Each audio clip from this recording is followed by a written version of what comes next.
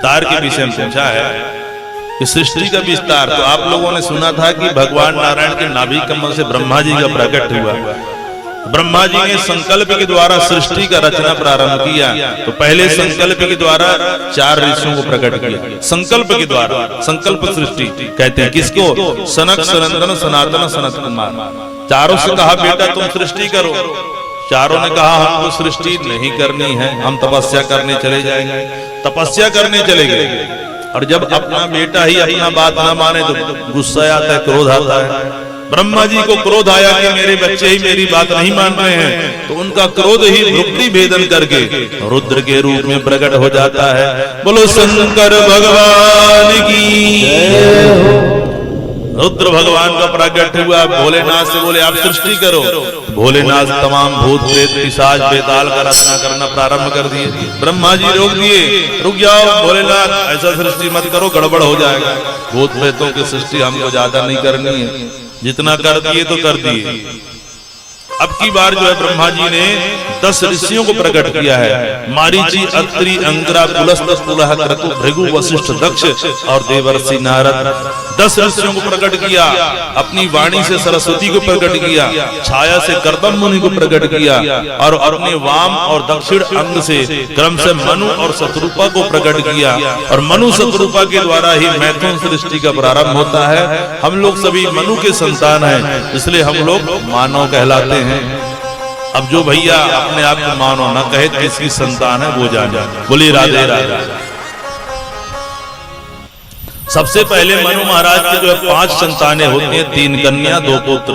कन्या के नाम है आकुति, देवहूति, प्रसूति और पुत्र के नाम है प्रिव्रत और उत्तानपाद। आगे सृष्टि करनी थी, लेकिन मनु महाराज ने ब्रह्मा जी से कहा सृष्टि करनी है, लेकिन हिरण्याक्ष नाम का दैत्य पृथ्वी को ही हरण करके जो है ले गया है। ब्रह्मा जी ने ध्यान लगाया और जैसे ध्यान लगाया छींक आती है जोर से, नासिका छिद्र से ही 12 भगवान का प्रकट हो जाता है। बोलो 12 भगवान की। और जैसे 12 भगवान का प्रकट होता है, देखते देखते जो पर्वताकार देह जो है उनका हो जाता है। धरती से आकाश तक केवल वही 12 भगवान दिखाई दे रहे हैं। जाकर के हिरण्याक्ष दैत्य का वध किए हैं, पृथ्वी को यथाई स्थान स्थापित किए हैं। सभी देवताओं ने मिलकर के दिव्य 12 भगवान की स्थिति जो है गाई है। अब आइए मनु महाराज का जो है जो मझली बेटी है देवहूति, उसका चरित्र पहले सुनाया गया है। देवहूति मैया का पावन चरित्र हम लोग बड़े प्रेम से श्रवण करेंगे। देवहूति मैया का विवाह जो है कर्दम मुनि के साथ होता है। कर्दम मुनि ने जब ब्याह किया तो संकल्प किया कि एक संतान होते ही मैं क्या बन जाऊंगा, बाबा बन जाऊंगा। ये संकल्प करके ब्याह किया। ब्याह करके माता पिता जो है सब अपने स्थान को चले गए। जंगल की कुटिया में देवहूति माता के साथ रहने लगे। लेकिन जैसे ब्याह की विवाह के बाद इनकी अखंड समाधि लग जाती है। कई वर्षों तक जो है समाधिस्थ हो गए। देवहूति मैया ने अपने पूरे श्रृंगार उतार करके पति के चरणों में रख दिया। कई वर्षों बाद जब कर्दम जी की समाधि खुली तो क्या देखते हैं कि देवहूति मैया बिल्कुल बुढ़ी हो गई थी। बोले देवी तुम कौन हो, पहचान नहीं रहे हैं। बोले स्वामी नहीं पहचानते, मैं आपकी अर्धांगिनी हूँ देवहूति। तब ऐसे का तब स्मरण आया।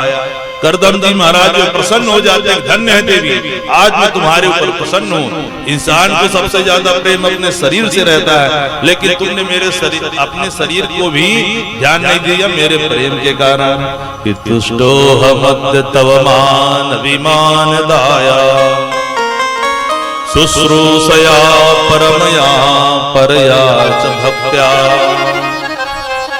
यो देहिनां मयमदीव सुहसुदेहो, नावीक्षितः समुचितं क्षपितुं मदर्थे। अरे मनुपुत्री, मैं तुम्हारी सेवा से प्रसन्न हूँ। कहो तुम क्या चाहते हो, आज तुम जो मांगोगे मैं देने को तैयार हूँ। बोले स्वामी एक गृहस्थ को क्या चाहिए, एक दिव्य संतान की प्राप्ति हो जाए। बोले बिल्कुल। हाथ में जल लिया, जल लेकर के मंत्र शक्ति के द्वारा एक कामक विमान प्रकट किया है। कामक विमान मतलब एक हवाई जहाज मान लो जिसे आप लोग कहते हैं। हाँ, कोई डीजल पेट्रोल वाला नहीं, जहां कामना करो वहां पहुंच जाए। बोले देवी बैठो इसमें, बैठने को कहा, लेकिन अपने शरीर को देखा, वृद्धावस्था को प्राप्त कर गई है, बैठने की हिम्मत नहीं हो रही है। करदम जी समझ गए, एक मंत्र शक्ति द्वारा सरोवर पर प्रकट किया है और शतानी 10 करने का 1000 कन्याओं को प्रकट कर दिया है।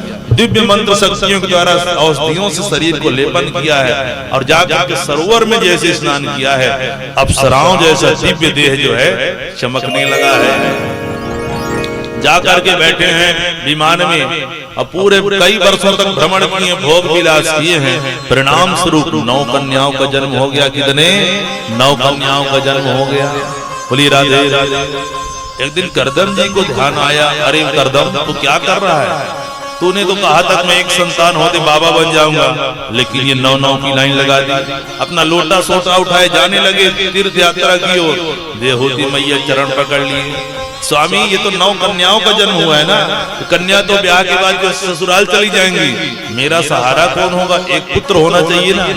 जहां निवेदन किया करदम जी को याद आता है तत्काल, अरे स्वयं मेरे घर तो साक्षात भगवान आने वाले हैं। रुक जाते हैं, कलांतर में इनके घर साक्षात कपिल भगवान का प्रकट हो जाता है।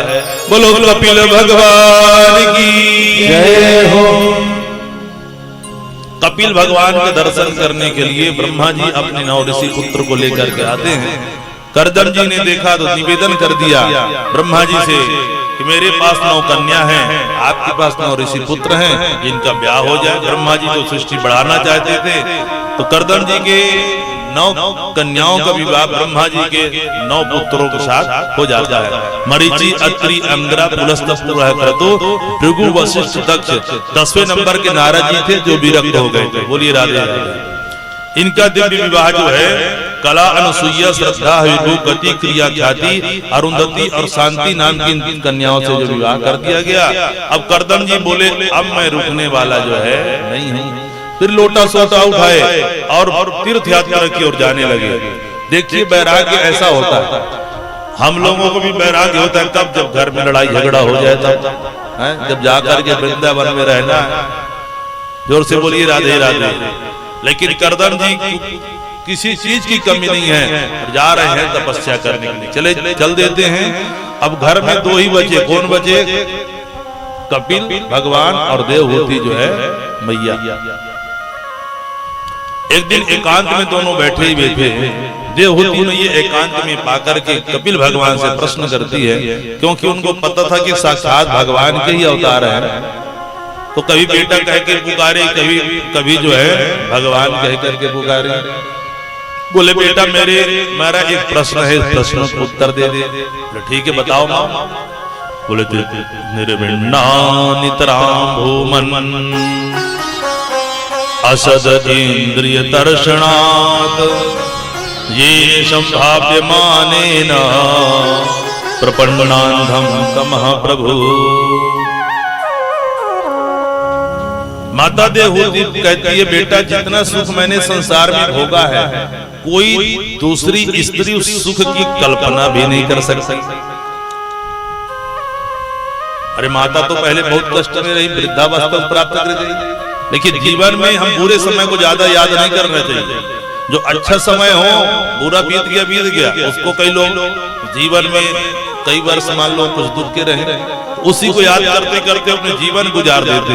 अरे मेरा इतना दुख मैंने भोगा, उसी को याद कर करके देवहूति मैया अपने कष्ट को नहीं बता रही है, लेकिन जो सुख का समय रहा उसको बता रही है। मैंने इतना सुख भोगा है कि मैंने कामक विमान में बैठ करके भ्रमण किया।